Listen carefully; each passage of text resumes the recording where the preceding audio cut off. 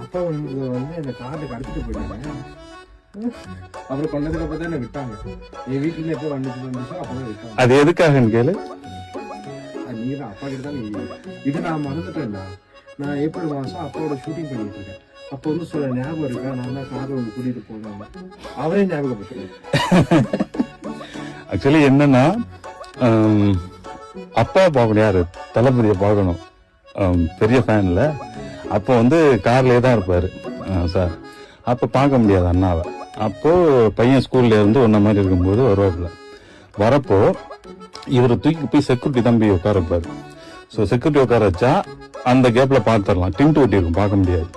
So அப்போ என்ன பண்ண, செக்யூரிட்டியை தள்ளிட்டு நான் தம்பியை தூக்கி தோல்ல போட்டுட்டு ஓடுவேன். அப்போ அவர் அப்படியே பிடிச்சி விடுங்க விடுங்கன்னு கத்துவாரு, பேக்கெல்லாம் பிடிச்சி எறிவாரு.